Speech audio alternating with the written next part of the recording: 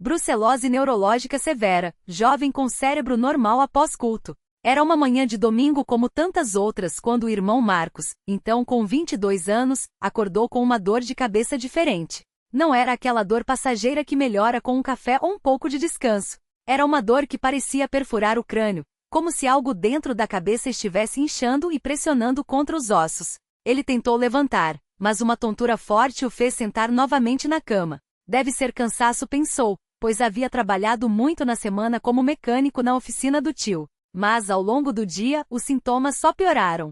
A família notou que ele estava estranho. A mãe e irmã Maria percebeu que o filho falava arrastado, como se a língua estivesse pesada. O pai, irmão João, reparou que ele não conseguia segurar direito a xícara de café, derramando um pouco na mesa. Vamos ao médico, decidiu o pai, preocupado. Mas Marcos resistiu. Deve ser só uma gripe forte, pai. Amanhã eu melhoro. Porém, na manhã seguinte, ele não conseguiu nem sair da cama. As pernas tremiam, as mãos formigavam, e uma fraqueza tomou conta do corpo como se ele tivesse corrido quilômetros sem parar. O médico da cidade, após examinar o jovem, franziu a testa. Isso não é gripe não. Precisamos de exames urgentes. Os pais então o levaram para a capital, onde após uma bateria de testes veio o diagnóstico que assustou a todos: brucelose neurológica severa. O médico explicou que a bactéria havia atingido o sistema nervoso central, causando inflamação no cérebro e nas meninges. Ele pode ficar com sequelas permanentes, alertou o neurologista. Perda de memória, dificuldade de fala, paralisia parcial, e nos piores casos, até a morte. A notícia foi como um balde de água fria na família. A irmã mais nova, Ana, chorou abraçada à mãe. O pai, homem de poucas palavras, saiu do consultório e foi até o banheiro do hospital, onde se ajoelhou e chorou em silêncio, pedindo a Deus que não deixasse seu filho ficar inválido. A mãe, embora abalada, tentou manter a fé. Deus é poderoso, filhos. Ele vai nos ajudar. Mas, no fundo, o medo era grande. Como um jovem tão saudável, que nunca teve problemas sérios de saúde, poderia estar à beira de uma tragédia assim? Os dias seguintes foram de muito sofrimento. Marcos foi internado, e os medicamentos fortes começaram a ser aplicados. Porém, as reações foram terríveis. Ele tinha febre alta, suava muito, e as dores de cabeça pioraram. Às vezes, gritava de tão forte que era dor. Os médicos tentavam controlá-la com analgésicos, mas pouco adiantava. Em certos momentos ele delirava falando coisas sem sentido, como se estivesse vendo coisas que não existiam. A mãe, ao lado da cama, segurava sua mão e orava baixinho: Senhor, tem piedade do meu filho. Não deixes que ele sofra assim. Dá força para ele suportar. Uma noite, enquanto a família estava no hospital, o irmão mais velho de Marcos, Paulo, que era diácono na congregação local, recebeu um recado do pastor: vamos fazer um culto especial por ele amanhã. Convide os irmãos para orar. A notícia se espalhou rápido, e muitos irmãos da igreja começaram a jejuar e clamar a Deus pelo jovem. Alguns foram até a casa dos pais de Marcos para orar com a família. Outros ligavam ou mandavam mensagens, dizendo que estavam intercedendo. A irmã Ana, ainda abalada, escreveu em um papel: Senhor, se o Senhor curar meu irmão, eu vou servir a Ti pelo resto da minha vida. E colocou o papel dentro da Bíblia como um voto entre ela e Deus. O culto especial foi marcado para uma quarta-feira à noite. O salão da igreja ficou lotado. Muitos irmãos que nem conheciam Marcos pessoalmente estavam lá, movidos pela compaixão e pela fé. O pastor abriu a reunião com uma oração forte, pedindo a misericórdia de Deus. Depois, vários irmãos se levantaram para dar testemunhos de cura, fortalecendo a fé de todos. A mãe de Marcos, com lágrimas nos olhos, subiu ao púlpito e contou como tinha sido difícil ver o filho daquele jeito. Mas eu sei que Deus ouve as nossas orações, disse ela com a voz embargada. Enquanto os irmãos cantavam hinos de confiança como Deus é fiel, e Cristo é o meu refúgio, o Espírito Santo começou a trabalhar nos corações. Muitos choravam, outros levantavam as mãos em súplica. O pastor, então, pediu que todos se ajoelhassem e orassem em voz alta, clamando pela cura de Marcos. O barulho das vozes unidas encheu o salão, e parecia que até as paredes tremiam com a intensidade daquelas orações. Alguns irmãos mais idosos que já tinham visto muitas batalhas espirituais, oravam com autoridade, como se estivessem falando diretamente com Deus: Senhor, Tu disseste que pela Tua ferida fomos sarados. Cura este jovem em nome de Jesus. Enquanto isso, no hospital, Marcos estava em um estado crítico. A febre havia subido novamente, e ele mal conseguia abrir os olhos. Os médicos, preocupados, falavam em transferi-lo para a UTI. Foi quando de repente ele sentiu algo estranho. Era como se uma mão invisível tivesse tocado sua testa, e uma paz inexplicável encheu seu coração. Ele não sabia o que estava acontecendo na igreja, mas de algum modo sentiu que não estava sozinho. Deus, se tu existes, me ajuda, murmurou com os lábios ressecados. No mesmo instante, no culto, uma irmã chamada Irmã Clara, conhecida por ter um dom especial de oração, levantou-se e disse com firmeza: Deus me mostrou que Marcos está sendo curado agora. Alguns irmãos amém, outros continuaram orando com mais fervor. O pastor, então, pediu que todos ficassem em silêncio por alguns minutos, apenas louvando a Deus em seus corações. Foi um momento sagrado, onde só se ouvia o som de pessoas chorando baixinho e murmurando glória a Deus. Quando o culto terminou, já passava das 10 da noite. Os irmãos saíram animados, certos de que Deus havia ouvido suas orações. Mas a família de Marcos ainda estava apreensiva. Ao chegarem ao hospital, porém, encontraram uma cena que os deixou sem palavras. Marcos estava sentado na cama, conversando com a enfermeira. Ao ver os pais, sorriu fraco, mas sorriu. Mãe, pai, a dor passou, disse ele, com a voz ainda um pouco arrastada, mas muito mais clara do que antes. A mãe correu para abraçá-lo, chorando de alegria. Glória a Deus, exclamou o pai, levantando as mãos. Os médicos, surpresos, fizeram novos exames na manhã seguinte. Os resultados foram impressionantes. A inflamação no cérebro havia diminuído drasticamente e os sinais neurológicos estavam quase normais. Isso não é comum, disse o neurologista, coçando a cabeça. Parece que ele teve uma melhora espontânea. Mas a família sabia que não tinha sido espontâneo. Era a mão de Deus agindo em resposta às orações de seu povo. Nos dias seguintes, Marcos continuou melhorando. A fala voltou ao normal, a força nas pernas e nos braços retornou, e as dores de cabeça desapareceram. Os médicos reduziram a medicação aos poucos, e em menos de 2 semanas, ele recebeu alta. Ao voltar para casa, a primeira coisa que fez foi ir à igreja. Ao entrar no salão, todos os irmãos se levantaram e começaram a louvar a Deus. Alguns choravam, outros sorriam, e muitos vieram abraçá-lo, agradecendo a Deus pela sua vida. No culto de ação de graças, Marcos subiu ao púlpito para dar seu testemunho. Com a voz firme e os olhos brilhantes, contou como tinha sido aqueles dias de sofrimento, mas também como havia sentido a presença de Deus de uma maneira que nunca tinha experimentado antes. Eu pensava que ia morrer, confessou. Mas Deus me mostrou que Ele está no controle. Mesmo quando tudo parece perdido, Ele está trabalhando por nós. Muitos irmãos choraram ao ouvir suas palavras, e o pastor, emocionado, disse: Isso é um milagre, irmãos.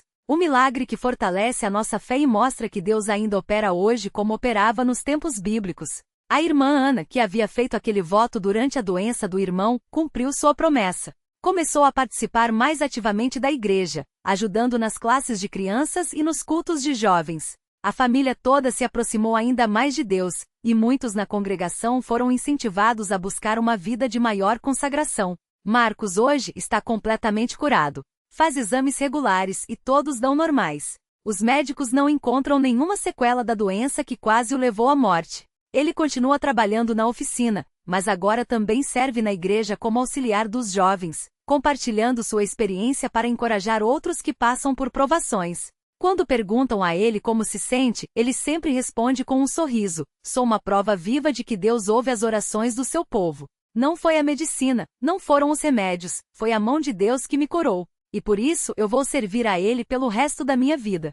E assim, mais uma vez, o Senhor mostrou que mesmo nas piores tempestades, Ele está no barco conosco. E quando o seu povo se une em oração, com fé e humildade, Ele age de maneira poderosa, trazendo cura, restauração e glória ao seu nome.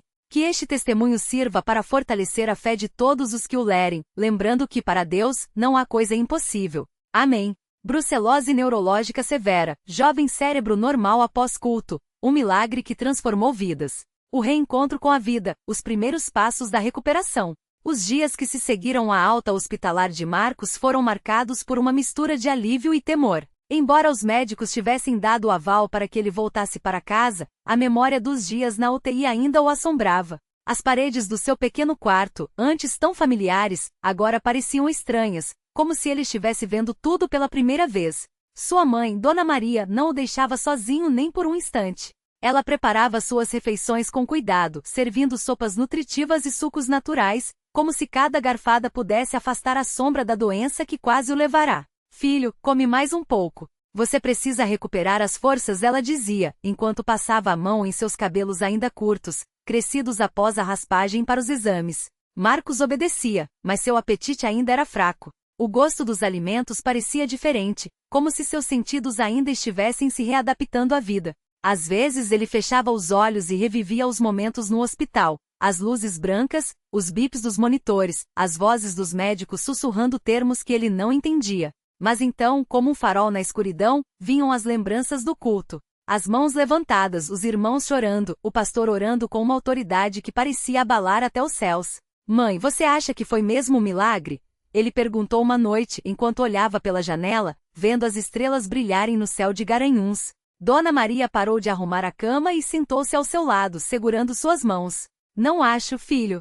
Tenho certeza. Os médicos disseram que você não ia sobreviver, que mesmo se sobrevivesse ficaria com sequelas. Mas olha para você andando, falando, pensando direitinho. Isso não foi sorte, não foi coincidência. Foi Deus. Foi a oração da igreja.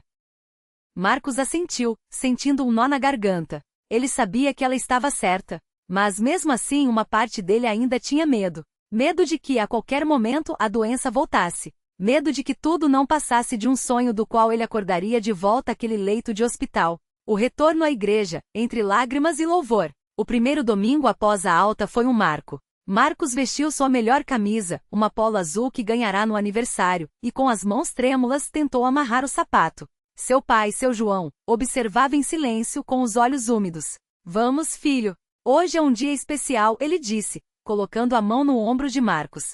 Ao entrarem na congregação cristã no Brasil, o impacto foi imediato. Assim que os irmãos o viram, um coro de vozes se levantou. Glória a Deus! O irmão Marcos está aqui. Aleluia! O Senhor o curou. É um milagre, irmãos. Mulheres choravam, homens abraçavam uns aos outros e crianças que nem entendiam direito o que havia acontecido pulavam de alegria. O pastor, com os braços abertos, se aproximou e o abraçou fortemente. Meu filho, Deus te deu uma segunda chance. Não foi só para você não. Foi para que muitos vejam e creiam, ele disse, com a voz embargada. Marcos sentiu as lágrimas escorrerem. Não eram lágrimas de dor, mas de gratidão. Ali naquele lugar simples com bancos de madeira e paredes brancas, ele sentiu o peso da presença de Deus de uma maneira que nunca havia experimentado antes. Quando o culto começou e os hinos foram entoados, Marcos não conseguiu cantar. Sua voz falhou. Ele apenas ficou de pé com as mãos levantadas e chorou. Chorou por tudo que havia passado, por tudo que quase perdeu, e por tudo que Deus havia feito. A luta contra o medo, noites de oração e a palavra que conforta. As semanas seguintes não foram fáceis. Embora os exames mostrassem que seu cérebro estava normal, Marcos ainda sentia dores de cabeça ocasionais e uma fadiga que o deixava exausto após poucas horas de trabalho. Às vezes ele acordava no meio da noite, suando frio, convencido de que a febre havia voltado. Foi então que o irmão Paulo, um dos anciãos da igreja, começou a visitá-lo regularmente. Homem de poucas palavras, mas de grande sabedoria, ele trazia sempre a Bíblia e lia passagens que falavam de cura e confiança em Deus. Lembra do que está escrito em Isaías 41:10? Não temas, porque eu sou contigo. Não te assombres, porque eu sou teu Deus, ele lia com voz firme. Deus não te abandonou na UTI, e não vai abandonar agora. A batalha já foi ganha. Marcos ouvia, e embora o medo ainda morasse nele, as palavras do irmão Paulo eram como bálsamo. Eles oravam juntos, e aos poucos a paz voltava. Uma noite após uma crise de ansiedade, Marcos ligou para o irmão Paulo, desesperado. Irmão, eu não aguento mais. Tenho medo de dormir, medo de que, quando acordar, tudo vai estar ruim de novo. Do outro lado da linha, ouviu-se um suspiro profundo, seguido de um silêncio. Então, o irmão Paulo começou a orar. Pai Celestial, o Senhor conhece o coração do teu servo Marcos. Ele está com medo, mas o Senhor é maior que qualquer medo. Enche-o do teu espírito, Senhor. Dá-lhe a paz que excede todo entendimento. Em nome de Jesus, amém. Quando desligou, Marcos sentiu algo diferente. Não era que o medo tivesse desaparecido completamente, mas era como se uma força maior o estivesse sustentando. Ele pegou sua Bíblia e leu Salmos 23 até adormecer. O trabalho na oficina, recomeçando com propósito. Voltar à oficina mecânica do tio foi um desafio. Marcos sempre gostara de consertar motores, mas agora seus movimentos eram mais lentos, e a concentração, às vezes, falhava. Seu tio, homem rústido mas de bom coração, não o pressionava. Devagar, sobrinho. Não é corrida. O importante é você estar aqui, ele dizia, enquanto passava uma chave de fenda para Marcos. Os colegas de trabalho, muitos deles também membros da igreja, o tratavam com um carinho especial. Alguns até faziam piadas para aliviar o clima. E aí, Marcos? Agora você é o milagreiro da oficina, hein? Brincava o Jair, enquanto apertava um parafuso. Marcos sorria, mas, no fundo, sentia uma responsabilidade maior. Ele não queria ser apenas o garoto que sobreviveu à brucelose. Queria que sua vida tivesse um significado além disso. Foi então que, durante um almoço na casa da tia, ele ouviu uma conversa entre os irmãos sobre a escola bíblica dominical. Eles falavam sobre a falta de jovens dispostos a ensinar as crianças. Muitas vezes, os jovens só querem saber de festa, de música. Mas quem vai ensinar as criancinhas? Comentou a irmã Ana. Aquilo tocou Marcos. Ele lembrava-se de quando era pequeno e ia à escola dominical, ouvindo histórias de Davi, Daniel e Jesus.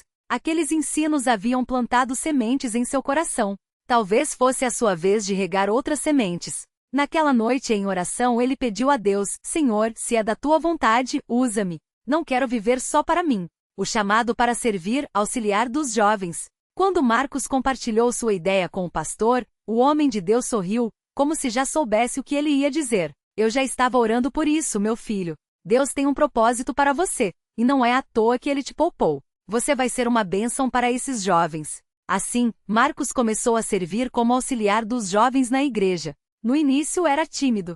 Não sabia direito como liderar, como falar em público. Mas com o tempo ele foi ganhando confiança. Em uma das primeiras reuniões, ele compartilhou seu testemunho. Os jovens que antes o viam apenas como mais um irmão da congregação, agora o olhavam com admiração. Como você não ficou com medo, irmão Marcos? Perguntou Daniel, um adolescente de 16 anos que lutava com dúvidas sobre a fé. Marcos respirou fundo antes de responder. Eu tive medo, Daniel. Muito medo. Mas aprendi que o medo não pode ser maior do que a nossa fé. Deus não promete que não vamos passar por lutas, mas Ele promete que estará conosco nelas. E isso faz toda a diferença. As palavras dele ecoaram no coração daqueles jovens. Alguns choraram. Outros se aproximaram depois para pedir oração. Marcos percebeu, então, que sua cura não era só para ele. Era para que outros também pudessem crer. A família unida na fé, um lar transformado. A doença e a cura de Marcos tiveram um impacto profundo em sua família. Seu João, que antes ia à igreja mais por obrigação do que por devoção, agora participava ativamente dos cultos. Dona Maria, que já era uma mulher de oração, passou a liderar pequenos grupos de senhoras em sua casa, compartilhando como Deus havia respondido às suas súplicas. Até a tia Rosa, que morava em Recife e era conhecida por ser meio desligada das coisas de Deus, veio visitar após ouvir a notícia. Marcos, eu não acredito em milagre não. Mas o que aconteceu contigo é muito estranho. Muito bonito, mas estranho, ela confessou, enquanto tomava um café na cozinha. Marcos sorriu. Tia, não é estranho. É Deus. Ele faz coisas que a gente não entende, mas que são reais. Se o Senhor quiser, pode experimentar também. Ela não respondeu na hora, mas algumas semanas depois, surpreendeu a todos aparecendo na igreja. Não disse nada, apenas sentou-se no fundo e ouviu. Depois do culto, o pastor a cumprimentou, e ela, com os olhos brilhando, disse: Eu quero conhecer esse Deus que faz milagres. Os exames que confirmaram o milagre. 6 meses após a alta, Marcos foi chamado para uma consulta de rotina com o neurologista. O médico, um homem cético que havia acompanhado seu caso desde o início, examinou os novos resultados com expressão de incredulidade. Marcos, seus exames estão normais. Totalmente normais.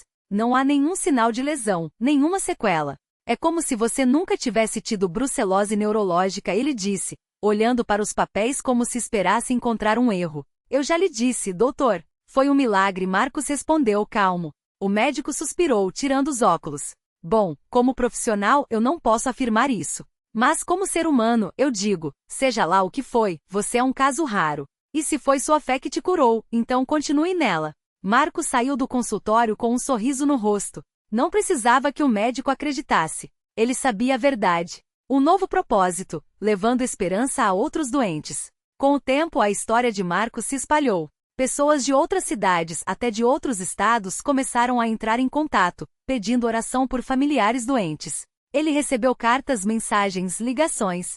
Alguns eram céticos, outros desesperados. Um dia, ele recebeu a visita de um casal de Caruaru. A esposa, Dona Lúcia, tinha um filho de 12 anos com um tumor cerebral. Os médicos haviam dito que não havia mais o que fazer. Irmão Marcos, ouvi falar do seu milagre. Você acha que Deus pode fazer o mesmo pelo meu menino? Ela perguntou, com os olhos inchados de chorar. Marcos não teve dúvidas. Vamos orar, irmã. Deus é o mesmo. Ele não muda. Eles se ajoelharam ali mesmo, na sala da casa de Marcos, e clamaram a Deus. Não houve uma cura instantânea naquela hora, mas Marcos continuou intercedendo pelo menino nos cultos. Semanas depois, Dona Lúcia ligou chorando. Marcos, o tumor diminuiu. Os médicos não entendem, mas disseram que é um caso de remissão espontânea. Mais uma vez, Deus havia ouvido. O culto de ação de graças, um mar de lágrimas e alegria. Um ano após sua cura, a igreja organizou um culto especial de ação de graças.